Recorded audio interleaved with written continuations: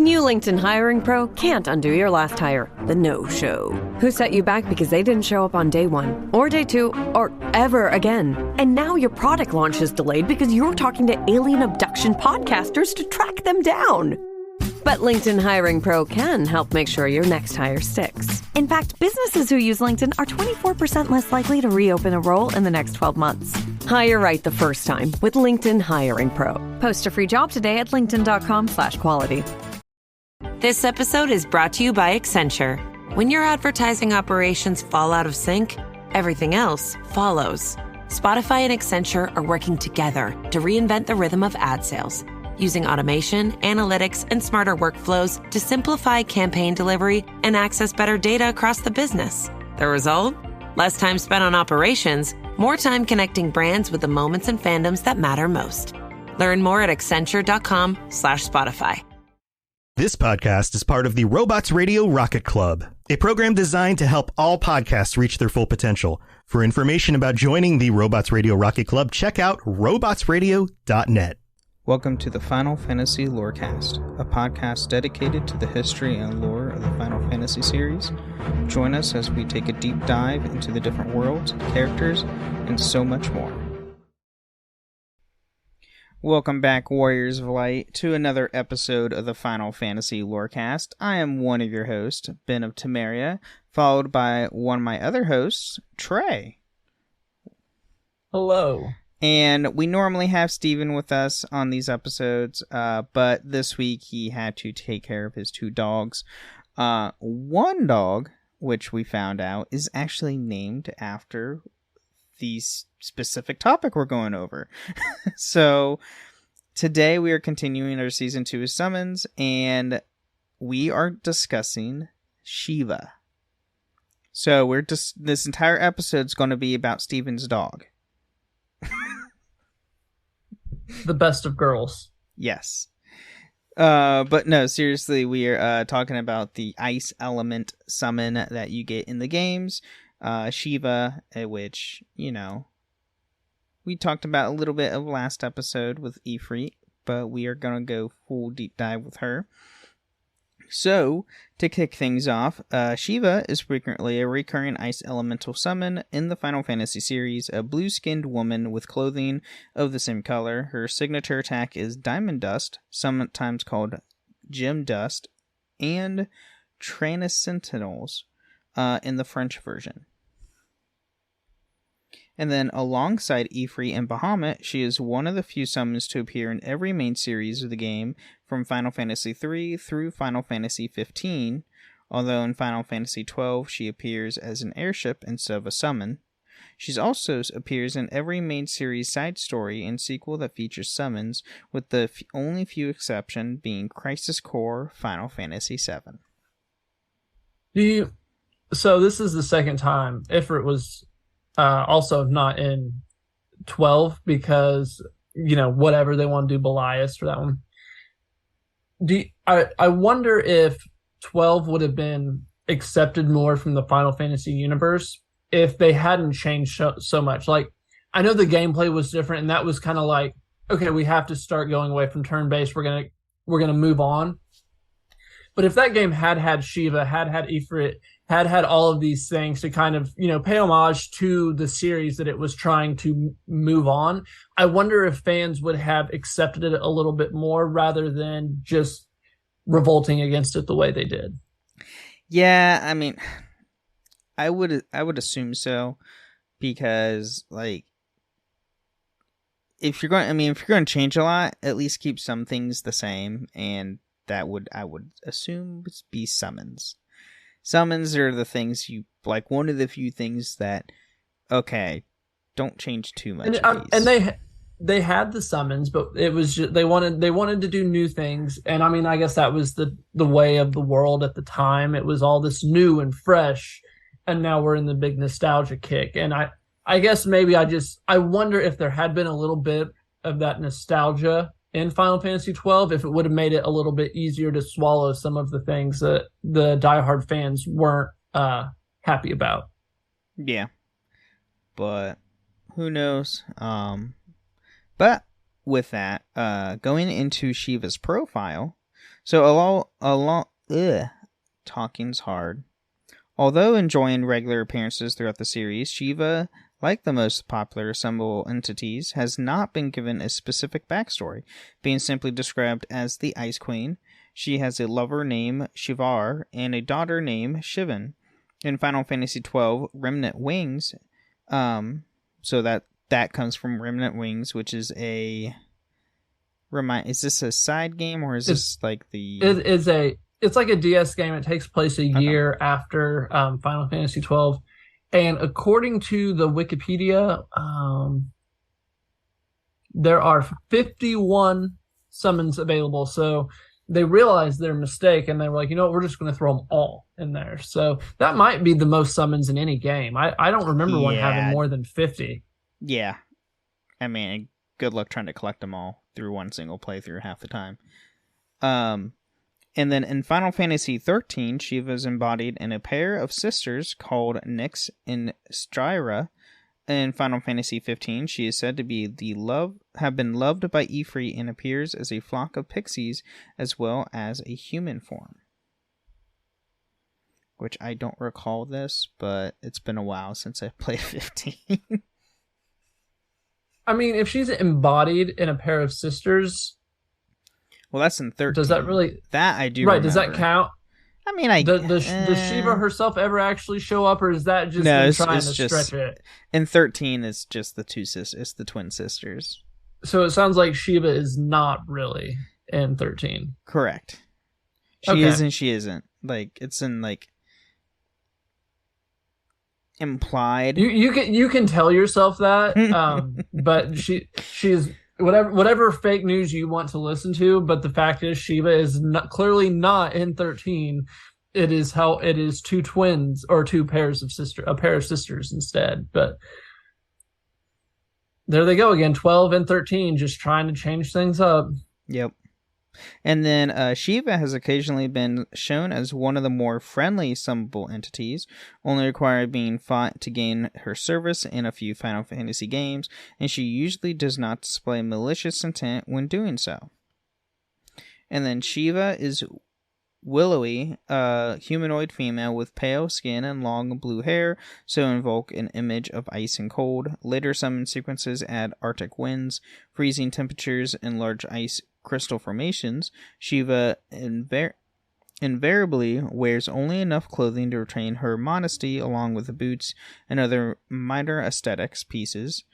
Though in some appearances she's barefoot, she carries no weapons in most appearances, and implements her diamond dust attack with arm gestures, a snap of the fingers, and or force of will.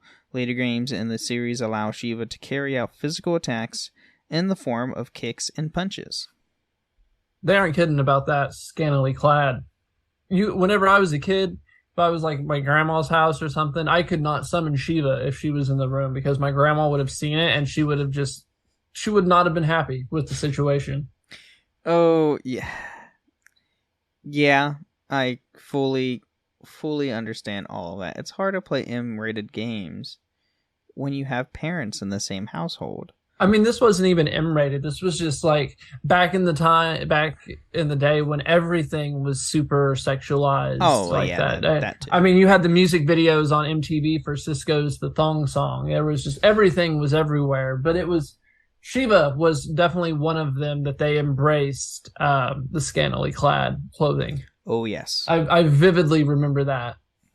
So now we have her appearances. So, like all summons, they start with Final Fantasy III. So Shiva can be summoned by evokers, summoners, and sages. She is attained by purchasing the level 2 summon magic spell, Ison. And then depending on the job summoning Shiva, she may be using the following abilities. White summoning is Mesmerize, cast sleep on all enemies. Black summoning is Icy Stare, deals ice damage to one enemy. And high summoning is Diamond Dust, deals ice damage to all enemies. So I think it's cool that she does sleep for her white summoning. Ifrit, I believe, was a cure. But yeah. I like the idea of sleep for cold because, like, that's when the whole thing you get too cold, see you start falling asleep. Right, exactly. It's perfect. Or you die, which is like falling asleep. So This isn't the Harry Potter podcast, sir. no, I'm just saying in general in life, like if you get to a cold, you eventually will typically start getting sleepy or falling asleep. That's really on me. You said it's like falling asleep, and that was my Harry Potter brain just going off. And then now we have Final Fantasy IV. Shiva is Rydia's summon from after she rejoins the group in the underworld. She is also a boss in Rydia's trial in the Lunar Ruins in the Advanced and Complete Collection releases. Shiva's a casting time of 4, costs 30 MP to summon, has a power of 120, and attacks all enemies for ice elemental damage. In the 3D releases, the charge time to summon her is 6 seconds. In the easy type version, the cast time was reduced to 3. Standard Shiva. Yup. And then final... from here on out, it's pretty standard Shiva, I would guess, anyway. She comes out, she messes people up with some ice damage, and then she goes home. Right. And then Final Fantasy V, the Summoner job class can call Shiva. She can be found on the top of the tower of Castle Wales. This is the first time in the series Shiva appears as a boss, along with her and 3 ice commanders who also must be defeated. Shiva is a level 2 summon who costs 10 MP to summon, dealing ice damage to all enemies.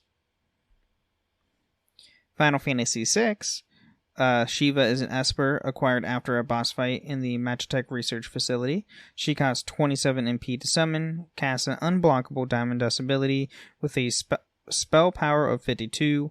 As a Magicite, she teaches Blizzard times 10, Blizzarara times 5, Osmose times 4, Rasp times 4, and Cure times 3. And then now we have Final Fantasy VII. So Shiva is a summon materia and obtained from the Priscilla of Underjuron. After Cloud and company defeated the boss, Bottom as well, Shiva can be then assigned to a weapon or armor and called upon in combat. Her spell power is equal to 1.5 times the base magic damage. And then if the player's material inventory is full during the scene, Priscilla is supposed to give the materia to Cloud and the party. She leaves the Shiva material in her room for the player to pick up later.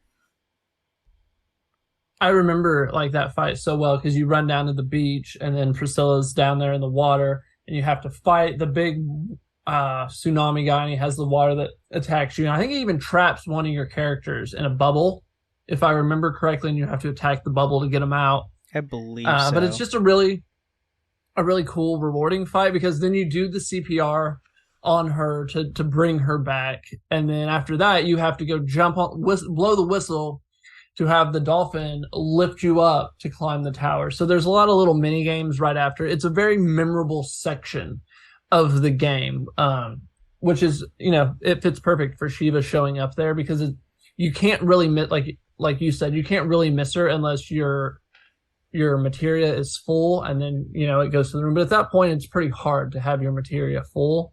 Mm-hmm. So I love how Shiva is so easy to get in the games, but especially in this one, I just love that it's in such a big moment that even it's probably been 6-7 years since I played Final Fantasy VII, but I can still just remember it like that. Yeah, it's a hard time for me to remember because it's been so long for me. But I mean, to be fair, before, it's been 6 or 7 years now, but I've beat 7 probably 10 times, man. Don't beat yourself up. That's fair. And then Final Fantasy VII Remake, Shiva returns as a summon. She is fought as a boss via Chadley. There you go. Yeah, and claimed as a summoning materia after. Once summoned, Shiva fights automatically, but the player can issue commands to make her use specific abilities, such as Heavenly Strike. Shiva uses Diamond Dust as a finishing move, either when the timer expires or when her summoner is KO'd. Shiva's loading screen description mentions that according to legend, she once saved the planet from a catastrophic by staunching a great wound with a glacier, alluding to Genova's rival to the planet that has since encased the icicle area in snow. In the original Final Fantasy VII, based on Gast and Iflina's taped conversations found in the Icicle Inn. It explained that the north of the planet never melts because the planet's energy is gathered there to heal its injury. Gosh. So Shiva came through in the clutch after Genova fell to the world and helped freeze that over, and now the Earth just sends energy there and keeps it nice and cold while it heals. Yep. So, and it's interesting how...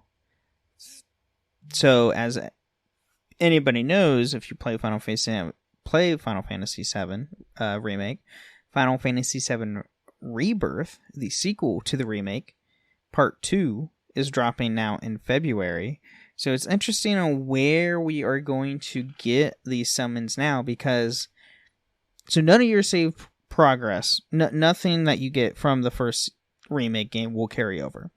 They did announce, though, if you have saved data of the base game remake and the intergrade chapters, you will get 2 summon materias for the Rebirth. I can't remember what they are on top of my head. Rom was one, Okay. and I don't remember the other. I think it's one of the minor summons. I think nothing too crazy, but I could be. It's been since I read the article. You're right. I do wonder what they'll do. Losing like the fire, the regular materia is not too bad. I do wonder what they'll do to explain that. Honestly, for me, I don't even care if they don't explain it away. But the easiest way to do it for me would be Yuffie hasn't shown up for the real party yet. Have her show up and steal all your materia, just like she does in the game, and send it back to Wutai, like in a shipment, and then have her join your team after you fight her or whatever. And then she's just like, sorry, everyone, the materia is just gone forever. Right. And I mean, honestly, and then boom, you start from scratch. And quite honestly, that would be probably the best outcome for how the game starts, or roughly after during the prologue of all this. And again, I would like to make it clear, I don't care if they don't explain it at all, and they just go with, people know it's a new game, so we're starting fresh and we're just going to like, I know that's not canon, quote unquote, but it would not bother me if they did that. But for the people who do care about canon, I feel like something as simple as that Yuffie explanation is a way they could go. But we can talk about that on maybe one of the upcoming Patreon chats that we're going to have these days. Yes, which we'll go talk about that later in the episode. But that's called a teaser, sir. And then with now we jump to Final Fantasy VIII. So Shiva is one of the 2 initial Guardian forces assigned to Squall at the start of the game.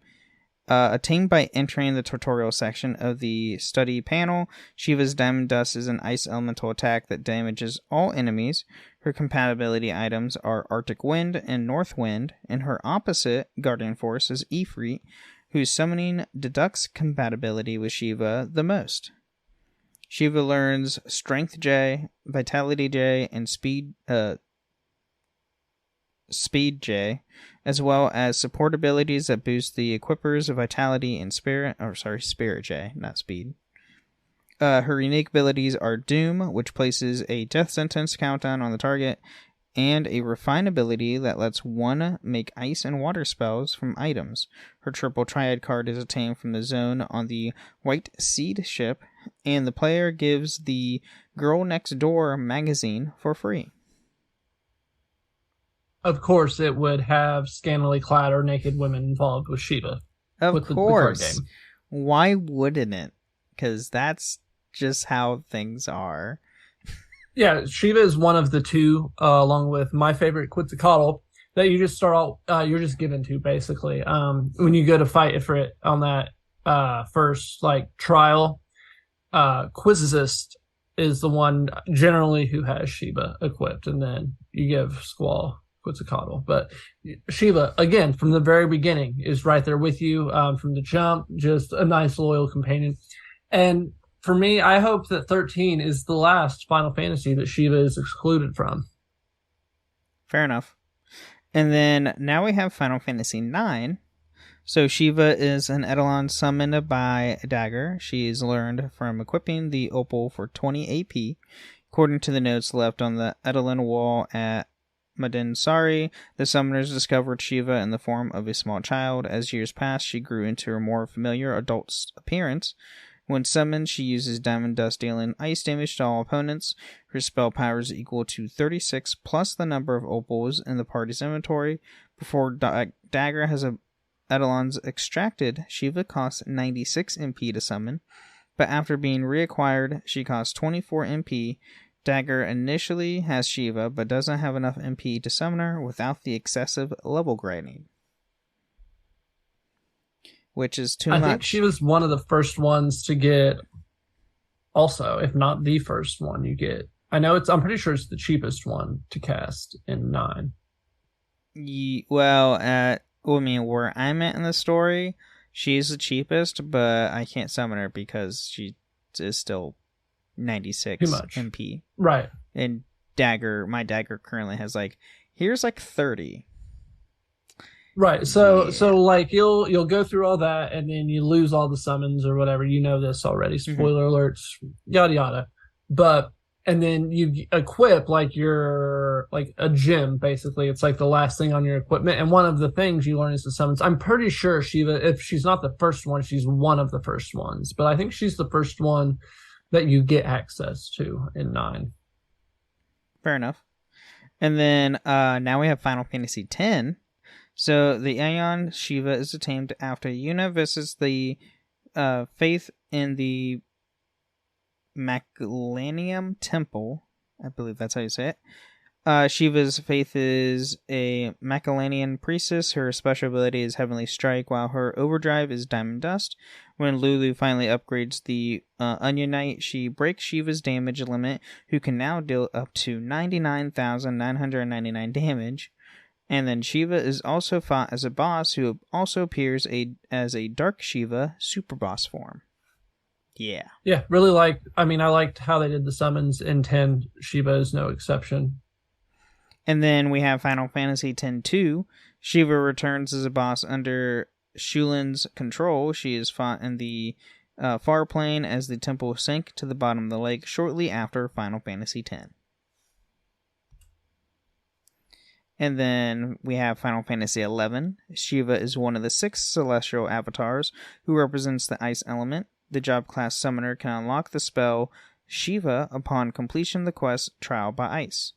Shiva is also the name of one of the game's servers, which, again, as we stated in previous episodes, 11 is the first MMO they did. And that's all they did with Shiva in the first MMO, where 14, as we will come back from the mid-break, 14 will have a lot more actual story implications with Shiva. And then Final Fantasy XII, Shiva does not appear as a summon, but the airship and the Archdean Imperial fleets are named after traditional Final Fantasy summons and includes the airship name Shiva. So, yeah. As we stated earlier in the episode, it's just Shiva's there, but it's not there. It's just but at least they gave her the name of an airship. Get out of here. I could see that if the game didn't have summons, but you have summons. Yeah, I know. It's bad, but you know what? At least they didn't try and pretend like 2 sisters not named Shiva were part of the game, like we're going to get to after the mid break. Yeah, and we'll get into that after the mid break. So at that point, we're going to take a short mid break. This episode is brought to you by Perfect Bistro Cat Food. Cats, this ad is for you. Has your human ever called you picky, persnickety, choosy? If so, Perfect Bistro Cat Food is for you. With ingredients like wild-caught tuna and pasture-raised lamb, tantalizing textures, and delectable flavors that meet even the most discerning cat standards. You're not picky, you're just perfectionists. Perfect Bistro, mealtime perfection for every cat. Have your human visit perfectbistro.com.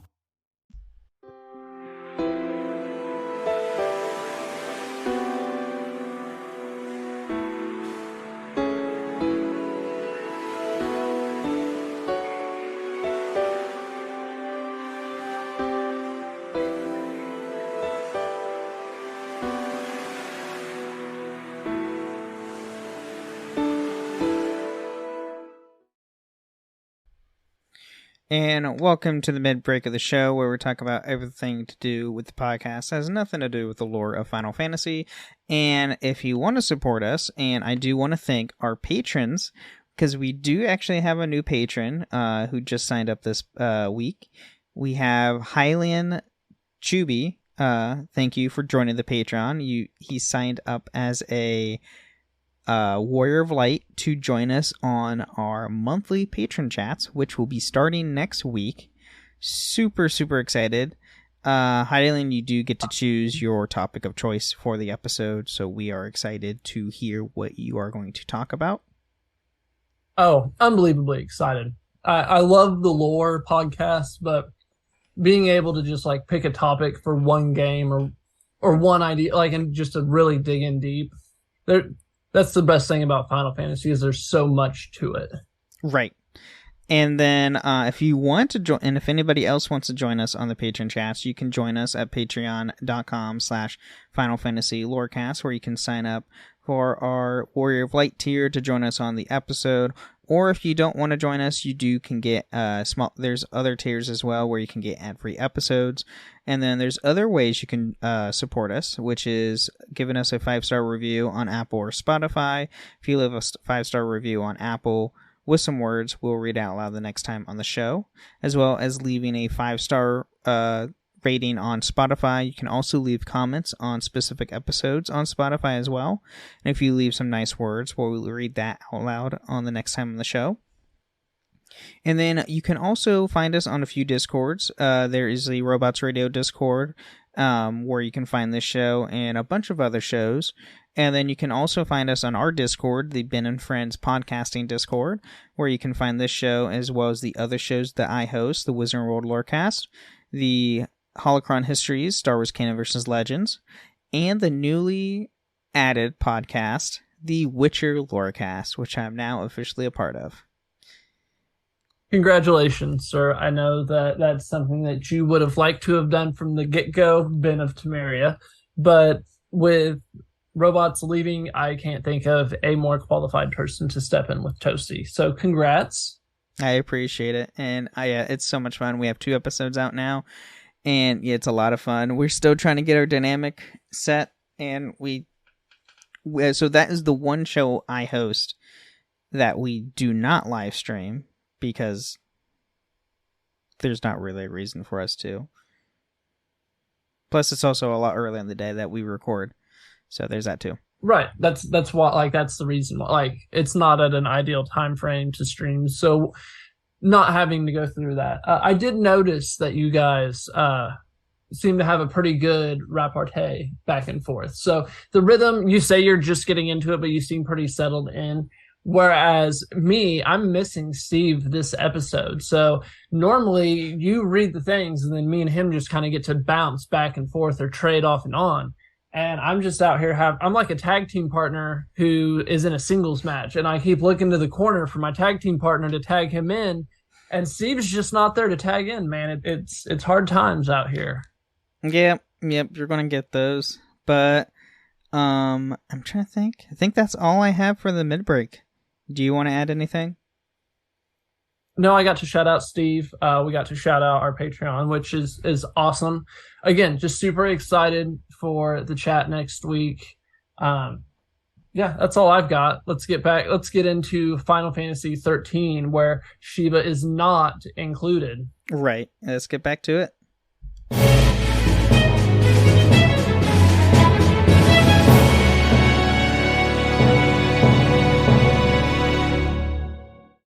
This summer, say I do. I am marrying a stranger. Like never before. Am I crazy? It's a whole new Married at First Sight on Peacock. Thank God I woke up in love. With new experts. My name is Dr. Lisa. My name is Paul Brunson. More couples. This could be the start of a very successful marriage. And more surprises. Or maybe not. Everything is just not enough. You're a little bit crazy. I don't know what's gonna happen. I want my fairy tale ending. Married at First Sight, now streaming. New episodes Thursdays, only on Peacock. If you've ever blasted synth beats from your boombox or burned CDs for your besties, this one's for you. As people get older, much like their music tastes, their health needs change. AG1 is the simple daily health drink designed to deliver over 75 essential daily nutrients and pre- and probiotics to support energy, digestion, and mood. So you can make the most out of every decade and dance break. Learn more at drinkag1.com. All right, we're back from the mid-break. And now, as Trey stated before and during the mid-break, Final Fantasy 13. Yeah, this is different. So we have the Snow Villers. Edelon is the Shiva sisters, also referred as the twin sisters of Shiva. The sisters are Straya, and the dark-skinned elder sister with a light patch around her right eye, and younger light-skinned Nyx, who has a dark patch around one eye. Snow faces the sisters as bosses at Lake Brescia as a test to prove the strength to them.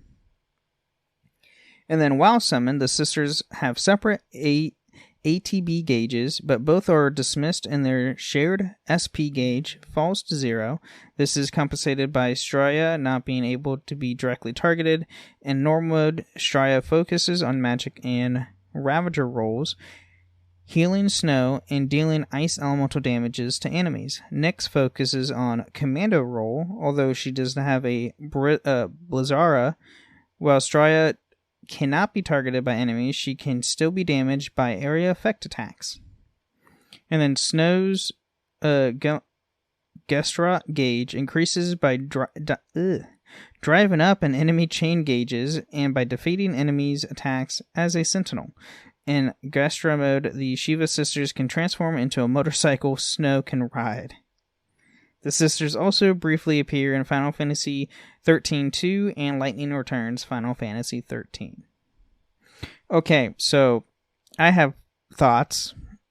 So you have the Sisters of Shiva. Okay, cool. They have elemental attacks stuff. Cool. They can transform into a car or a motorcycle. Like what? I don't remember.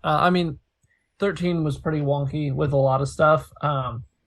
If that's that's not the craziest thing I've ever seen in Final Fantasy, that's for sure. But again, I can't get excited about the non-Shiva sisters. That's fair. 13 wasn't my favorite. It was a fun game to play. It's just, it wasn't my favorite.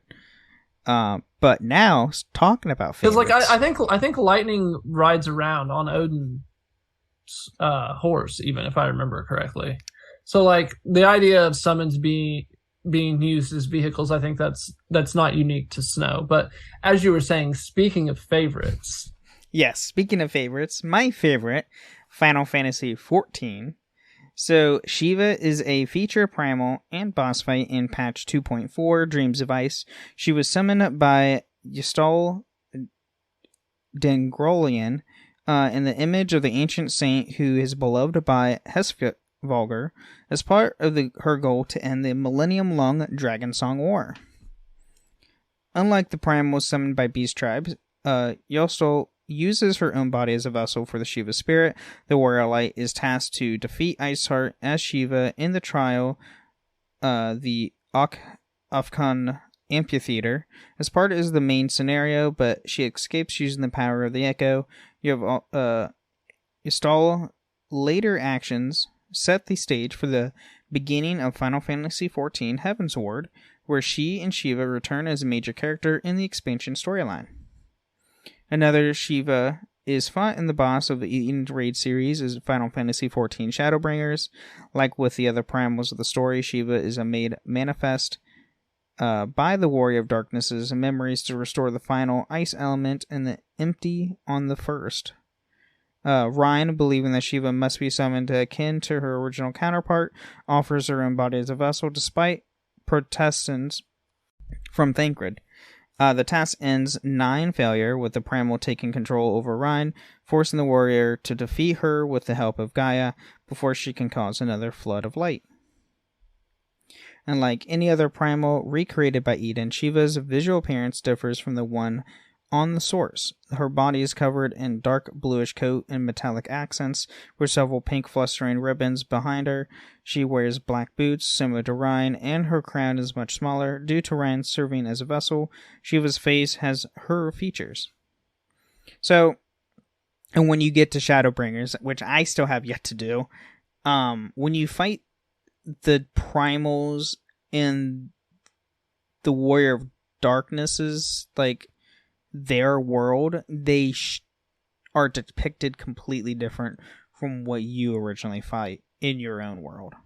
Like, with like Ifrit, Ifrit in base game and throughout the game of Final Fantasy XIV is a very beast lizardish like creature, where he is a lizard like in the Shadowbringers, but he's more of a humanoid lizard. Much more similar to kind of like 16s.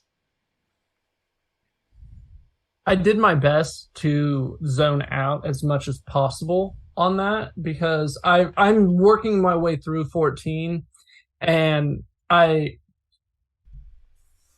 just a jerk, man. I like experiencing things without knowing what's going on. That's fair. And well, I have a pretty good gist of where it's going with 14. It's still one of those things I like to experience. So I can't add anything to that, because I listened to the first little bit and I'm like, okay, I remember up to this point, and now I'm tuning out. But that's fair. If they do, assuming they did Shiva as well as they did the other summons in 14, I think one of the things I really like about 14's base game is how important they make the summons, how big of a deal they are. And I know people say it's real slow, it's the realm like it's the first part of the game, and people are like, oh, you just got to get through that to get to the good stuff. But for me, as someone who loves summons, who loves the idea of the world building, the way they revere the summons is just really cool to see. And I'm hopeful, and I expect that they will do Shiva justice when I get there. Oh, they do Shiva they do justice for Shiva completely. But like the original incarnation, the version summoned weapons from ice, in this case 2 giant swords. In this form, Shiva can switch between ice and light powers, which changes her appearance. In Savage mode, she summons a recreation of Hallsvogr, granting her abilities normally used by dragons, and can switch between 3 forms instead of 2. And then defeating Shiva in both story and Savage versions grant player currency, which can be exchanged for powerful equipment. So, yeah. And the best thing about, like, when I go over the summon stuff, it doesn't spoil anything story-wise for any of the summons. It's just they're primals and they're in the game, and, like, there's this. Right. I have the text that you're getting ready to read up in front of me, so I did, like, a quick search ahead, and I saw a lot of what I thought might be story-type content, not necessarily with Shiva specifically, but just kind of in the world building that you were doing, right? Describing it. The main thing is, if you want it, you feel free to spoil 15 all you want. Which is because I played it, I beat it, but I don't remember it. That's fair. Same here. So Final Fantasy 15, Shiva is the Galatian, is an astral in the world of Eos. She's a goddess of ice. After the player acquires her as a summon in Chapter 12, she is summoned randomly and creates copies of herself when using her signature ability, Diamond Dust. Like Ramuh, she can be summoned almost anywhere. Shiva is one of the 6 and is said to be the most compassionate towards humanity. Yeah, that's it. That all tracks, though. That's the Shiva we know and love. Mm-hmm. And that's the other thing, I like with 15, I did not like how summons were completely random, depending on where you were at. I mean, it made sense in some ways, but it's also like, stop summoning Titan 5 times in a row. Like, can you not? I don't ever remember that happening. So for me, it was, I did like how, I don't remember if it was story-wise wrong, but in my head, I remember it as like, okay, each summon kind of is like 16. Each summon has a territory they're over, and they kind of watch over and protect. And so if you're in that area, you get that one. I like the idea of it, but like you said, you don't want to have the same summon pop up 5 times in a row. Yep, that's my one big thing with Kingdom Hearts 3 is you're summoning left and right, and I hated it. But anyway, enough about that. So Final Fantasy 16. So Shiva is the ice elemental icon in the realm of help me out here. Vesteria? Ballista? I don't remember. Vesteria. I think it's Vesteria. Her dominant is Jill Warwick. She is among the smallest icons in the realm, along the size of an average human. Shiva is a long-haired ice lady clad in ice crystal jewelry and long floating cape, which appears to those who semi-primed her. Shiva once went into war against the Phoenix in Valsteria's past in the Northern Territories, Rosian War, but in the modern day, Northern Territories have been taken by the Blight and the Northern tribes have dispersed. Now, and her and Titan have a fantastic fight. Oh my gosh, that is who yes. she fights, right? Yeah, it's Titan. It's Titan. Just an absolutely fantastic fight. That's the very get-go of the game is literally this fight, and it is freaking awesome. It literally showcases like, hey, this is the game going forward is this. And I was like, oh, okay. Giant kaiju fights. Great. Yeah, I saw in the chat that Sharp said, I don't even remember summoning in 15 at all. You will remember summoning in 16. And much like 14 and 16, the summons play such a, the icons play such a huge part, which I loved. And Shiva, again, done justice. Love the character that she plays. I love that it's the Ifrit and Shiva. There always seem to be, they're a pair. Right. And it's just, I loved the Shiva character in 16. Could not have been happier with how all of that transpired. Yes. Like 16's great. And Sharp, I will, in my honest opinion, no one really remembers much of 15. Just saying. Like we all played it just to play it because it was the only Final Fantasy at the time. And it was new. But like, let's be honest, no one really remembers that game. No, but thanks to Sharp, after we post this episode, we will know what Shiva looked like because they were nice enough to put together one of those graphics of what Shiva looks like in each game and numbered it accordingly. So I figure we'll put that in the Discords when we post the thing. I don't know if it works for the cover art or whatever, but we can definitely post the graphic that Sharp made so that way we can all take a look at Shiva throughout the years. Yes. And then, last but not least, we have the etymology of Shiva. So Shiva, also spelled Shiva as S-I-V-A, is a Hindu god. The Hindu Shiva once saved the world by consuming poison, giving them the blue skin around the area of the neck and throat. Shiva is a male god, but merged with the consort Pravalti to become, and I'm sorry if I butcher the name, Arhaniar? Something like that. And an Mosheus Hindu god of duality, Shiva is the god of destruction along with Vishnu, who's the god of preservation, and Brahma, the god of creation. Together, the three principal deities of the Trimurti, the Hindu triad, and is believed by he periodically destroys the world and recreates it. Shiva has different human forms, males and females, which he was in the Avatar form. He spent most of the times in the Himalayan snow mountains. Shiva in Final Fantasy series is likely inspired by one of his female avatars. The Japanese pronunciation Shiba could be referred to the English word shiver, which is the Japanese word sound like Shiba or Shiva. Her name is also based from the word shiver, given her icy nature. Another possibility is reference to the Slavic goddess Ziva, the goddess of love and fertility. Shiva may draw inspiration from the stories of the Yuki Ono.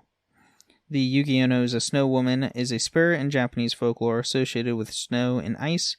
She takes in the form of a beautiful woman who is pale and very blue lips, and either wears white robes or appears nude. The behavior of the Yuki Ono varies between regions and stories, but she is near universally depicted as a malicious creature. The Yuki Ono appears during snowstorms, variably attempting to lure people out of their homes, requesting to be allowed into their home for shelter, or appearing to travelers in the wilderness. These stories often end with the Yuki Ono victims freezing to death, either from exposure to the cold, or the Yuki Ono draining their life and freezing them solid. The Yuki Ono is said to be the spirit of a young woman who perished in a snowstorm herself.